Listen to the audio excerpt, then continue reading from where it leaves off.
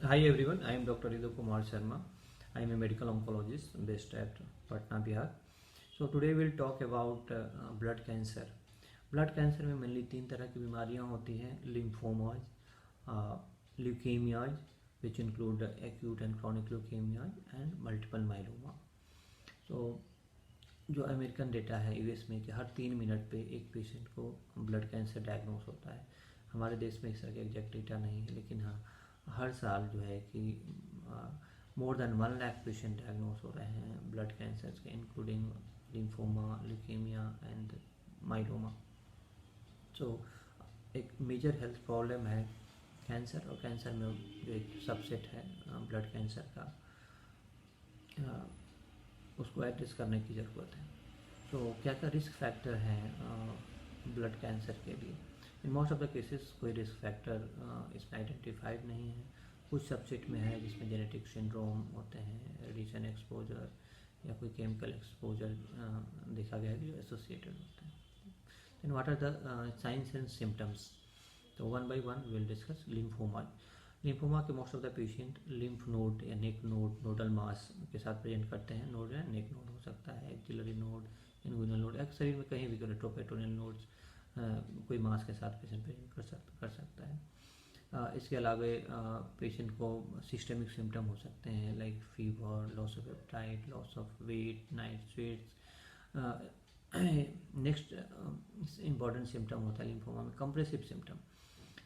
जैसे यदि पेशेंट को मीडियास्टाइनल मास है तो पेशेंट ब्रीथलेसनेस के साथ पेशेंट प्रेजेंट कर सकते हैं, जिसको एसपीसीओ सिंड्रोम कहते हैं, वो हो सकता है. यदि एडवांस स्टेज में लिम्फोमा है तो पेशेंट एनीमिया के साथ भी प्रेजेंट कर सकता है because of bone marrow involvement. Acute leukaemia, most of the acute leukaemia patient जो है फीवर के साथ प्रेजेंट करते हैं विद इन्फेक्शन, एसोसिएटेड इन्फेक्शन. इसके अलावा पेशेंट को खून की कमी, एनीमिया है ना, एग्जामिनेशन करने में पैराड मिलेगा. हिपेटोस्प्लेनोमेगाली, लीवर या स्प्लीन एनलार्ज हो सकते हैं. इसके अलावा जो है कि ब्लड काउंट पे आप देखेंगे काउंट या तो ज़्यादा हो सकता है, टोटल डब्ल्यूबीसी काउंट बड़ा हो सकता है, या कम भी हो सकता है. ल्यूकोसाइटोसिस या ल्यूकोपेनिया, लो हेमोग्लोबिन, थ्रोम्बोसाइटोपेनिया. कुछ क्रॉनिक ल्यूकेमिया CML, इसमें हाई काउंट होते हैं. इन CML में कुछ पेशेंट में आप देखेंगे कि थ्रोम्बोसाइटोसिस भी मिल सकता है. माइलोमा के पेशेंट मेनली माइलोमा जो होता है ओल्ड एज में होता है, और पेशेंट मेनली प्रेजेंट करते हैं लाइक बैक पेन, बोनी सिम्टम्स है ना, बैक पेन, एनीमिया भी हो सकता है पेशेंट को, पैथोलॉजिकल फ्रैक्चर, हाइपरकैल्सीमिया के साथ पेशेंट प्रेजेंट करते हैं. तो इस तरह के पेशेंट प्रेजेंट करते हैं तो इसके लिए एक डायग्नोस्टिक प्रोटोकॉल होता है, और सिंपल इन्वेस्टिगेशन से इन्हें डायग्नोस किया जा सकता है. जैसे कि मोस्ट ऑफ द केसेस में ज़रूरत पड़ती है complete blood count, renal function test, liver function test, और biopsy, bone marrow biopsy, lymph node biopsy, और कुछ मोलिकुलर टेस्ट की ज़रूरत होती है डिजीज़ को कंफर्म करने के लिए भी, और रिस्क स्ट्रेटिफिकेशन के लिए भी. आप इनका ट्रीटमेंट कैसे करते हैं? How to treat lymphoma? Most of the cases of lymphoma need chemotherapy depending upon the types. ठीक है, लिम्फोमा नॉन हॉजकिन्स लिम्फोमा हो सकते हैं, हॉजकिन्स लिम्फोमा. नॉन हॉजकिन्स जो है कि फर्दर जो है काफ़ी हेट्रोजेनस ग्रुप है, उसमें अलग अलग तरह के ना मोर देन 70 वेराइटीज जो है नॉन हॉजकिन्स लिम्फोमा के.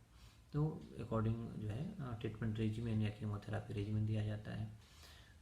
कुछ पेशेंट को जो है टारगेटेड थेरापी की ज़रूरत पड़ती है. यदि CD20 पॉजिटिव है तो उसके लिए आप रिटुक्सिमैब अवेलेबल है, या और भी दूसरे टारगेटेड एजेंट अवेलेबल है. एक्यूट ल्यूकेमिया में जो ट्रीटमेंट है वो कीमोथेरापी है. उसको अलग अलग फेज में दिया जाता है, इंडक्शन कीमोथेरापी, कंसोलिडेशन कीमोथेरापी, और मेंटेनेंस कीमोथेरापी. कुछ पेशेंट को आप ज़रूरत पड़ती है टारगेटेड थेरापी की भी. मल्टीपल माइलोमा की जब हम बात करते हैं तो मल्टीपल माइलोमा का मेन ट्रीटमेंट है chemotherapy followed by autologous stem cell transplant. जब बोन मैरो ट्रांसप्लांट की बात करते हैं तो ल्यूकेमिया के भी पेशेंट हैं जो हाई रिस्क ग्रुप में हैं, उनको बोन मैरो ट्रांसप्लांट की ज़रूरत पड़ती है.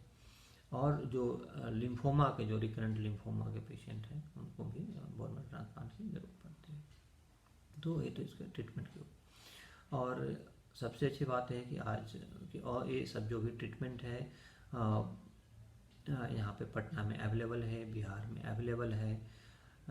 ज़रूरत होती है कि अर्ली डायग्नोसिस, सही समय पे बीमारी के डायग्नोसिस हो और सही समय पे इलाज है। मेन जो अभी ऑब्स्टेकल है हम लोग के सामने, या आप देखेंगे कि जो इंडियन पेशेंट का जो ट्रीटमेंट आउटकम है और वेस्टर्न पेशेंट का आउटकम है, उसमें मेजर डिफरेंस जो आता है वह है जैसे delayed diagnosis, delayed treatment start होता है, पेशेंट का एफोर्डेबिलिटी, सोशियो इकोनॉमिक कंडीशंस की वजह से जो है कि मेजर डिफरेंस है ट्रीटमेंट में या ट्रीटमेंट आउटकम में। लेकिन यहाँ पे इस तरह के सारे ट्रीटमेंट जो है कि अवेलेबल है।